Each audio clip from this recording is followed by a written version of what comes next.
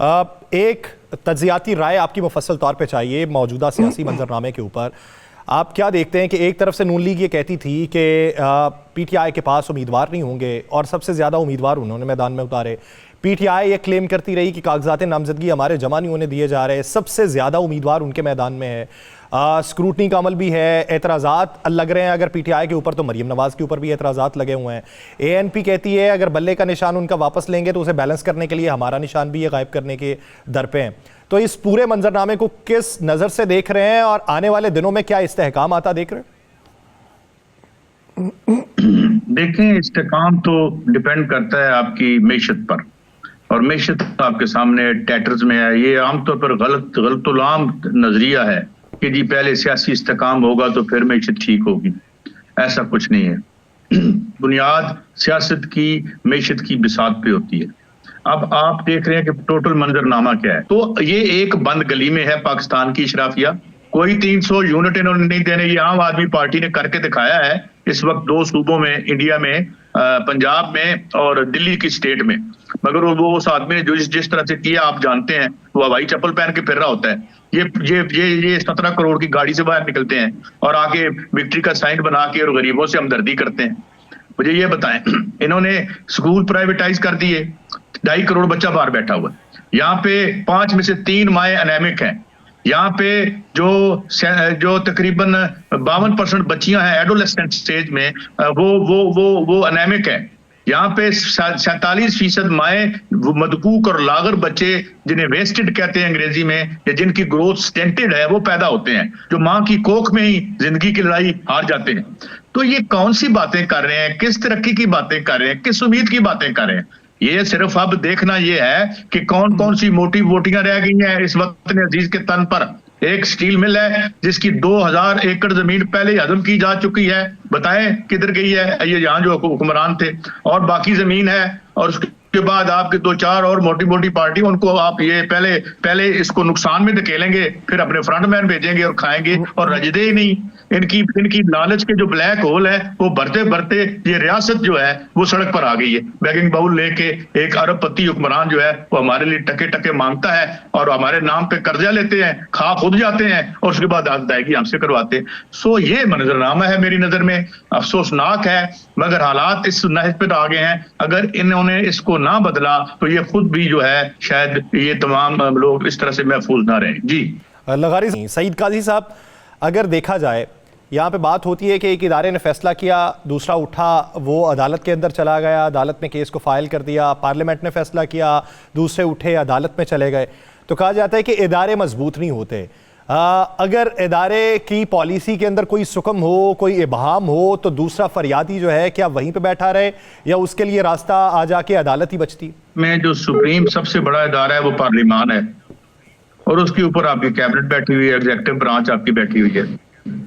अब आप मुझे ये बताएं कि अगर ये काम अपना ठीक नहीं कर सकते, देखिए ना, अगर सियासतदान आके, और हमें ये बताएं जी सियासतदान को ब्लेम किया जाता है, अरे भाई जराए पैदावार पे तुम काबिज, सियासी ताकत तुम्हारे पास, असेंबलियों में आप बैठे हैं, सेनेट में आप हैं, ब्यूरोक्रेसी आपके पास है, हम 80% टैक्स हमसे आप लेते हैं इनडायरेक्ट टैक्सेशन में।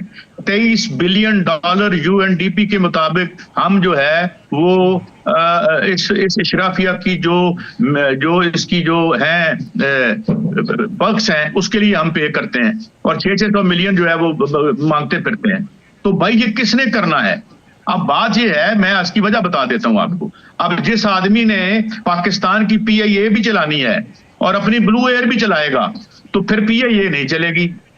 जब आपने इस कारोबारी तबके को, जो आपने इसको पॉलिटिकल पावर दे दी, वो अपनी दुकान चलाएगा। मुझे एक बताएं कि एक अरबपति, हमारा जो लीडर है वजीर आज़म है, वो जाके कहते तुम तो बेकारी हो भाई। एक मिफ्ता इस्माइल आके हमें बताता है कि अल्लाह का शुक्र है 65 रुपए कीमत बढ़ाई, पाकिस्तान बच गया। ओ भाई 24 करोड़ का बुरकस निकल गया, वो पाकिस्तान कहाँ रहता है, कहाँ रिहाइश पजीर है जो आज बच गया है? पाकिस्तान 24 करोड़ लोग हैं या सिर्फ तुम 5, 10, 15 हजार लोग हो इशराफिया के, या जितने भी हो? बात यह है कि ये मुनाफिकत है, ये खुली मुनाफिकत है, ये पूरा निजाम डिजाइंड है इनके लिए। करप्शन राइप है। करप्शन इस निजाम में ऐसे दौड़ती है जैसे एक इंसान की रगों में खून दौड़ता है। आप एलडीए में चले जाएं, आप किसी इदारे में चले जाएं, हर चीज का रेट तय है। अभी ट्रांसपेरेंसी इंटरनेशनल की रिपोर्ट आई है, ये जो माशाल्लाह तरक्की हो रही है, जिसे लाहौर में हम तरक्की कहते हैं, सबसे ज्यादा करप्शन जो है ये डेवलपमेंट के प्रोजेक्ट्स में होती है, और उसमें उसने 40% बताया है, जो कि कंजर्वेटिव अमाउंट है। ये जो तरक्की है ये 40% में जो ठेकेदार खाता है, ब्यूरोक्रेट खाता है, जो सियासत में जाके साइन करता है वो खाता है। किसी को नहीं पता, किसी को नहीं पता कि लाहौर में जो आपका ग्रीन एरिया था उसको ग्रे बनाना मुफ्त में हो जाता है ये सारा। ओ भाई, बात ये है कि ये क्लास जो है it has abdicated the right to rule. दुनिया का खूबसूरत तरीन मुल्क, 5 मौसमों वाला मुल्क, भरा हुआ है शेल गैस से, अपना मदनियात से, बिजली इतनी बना सकते हैं हम कि पूरे ग्लोब को दे सकते हैं। नलायक, नाड़े और बनियाने बनाने वाले और माल बनाने वाले ये जो रूलिंग एलीट है, इसकी औकात देखें। ये इंडस्ट्रियल रेवोल्यूशन यहाँ पे करेगी जो किक बैक है। आपको पता है कि कोरिया में जिस बंदे ने पाकिस्तान की ये सड़क बनाई थी, उसने किक बैक देने के इल्जाम में डाइवो के चीफ ने जेल काटी है। वहां पे ऐसे ही नहीं कोरिया बन गया, और यहाँ पे हम उनको सरों पर बैठा के तो फिर 5-5 दफा सर पे ले आते हैं। तो आई थिंक अब कर तो कुछ नहीं सकते, तो उम्र अजीज में सच ही बोल दें।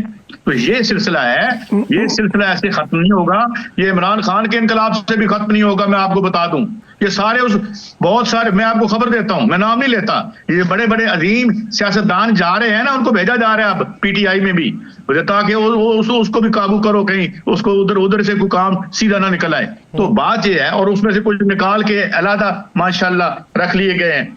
तो ये इशू है, मगर अब एक और क्वालिटेटिव चेंज आ गई है। क्वालिटेटिव चेंज आ गई है कि अब ताकत नहीं रही इस मईशत में, जान नहीं रही अवाम में, ना उनको छेड़ें, ना उनको। 68-69 आप बनाने की कोशिश कर रहे हैं मिलजुल के। तो मेरे ख्याल में स्टॉप ब्लेमिंग दी अवाम। अवाम 80% पैसे देती है इस रियासत को चलाने के इनडायरेक्ट टैक्सेशन के जरिए। हर 100 रुपए पे वो 15-20 रुपए मोबाइल फोन पर देता है। कहते हैं पाकिस्तान के लोग टैक्स नहीं, और तुम टैक्स नहीं देते, एक आना नहीं देते। ये तुम्हारे जो फ्यूडल कम इंडस्ट्रियलिस्ट हैं वो नहीं देते, ये जो ठेकेदार हैं ये नहीं देते, ये सारे। तो ये एक बैंकरप्ट क्लास है, बैंकरप्ट शराफिया है, ये बीमारी है, इसका इलाज इससे बियॉन्ड है। They are part of the problem, जो आके हमें लेक्चर यहाँ सुनाते हैं।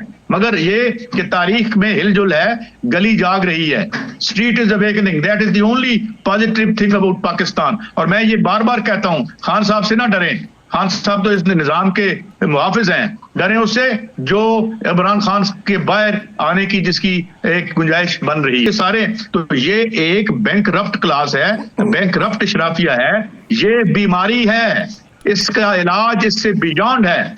दे are part of the problem, जो आके हमें लेक्चर यहाँ सुनाते हैं।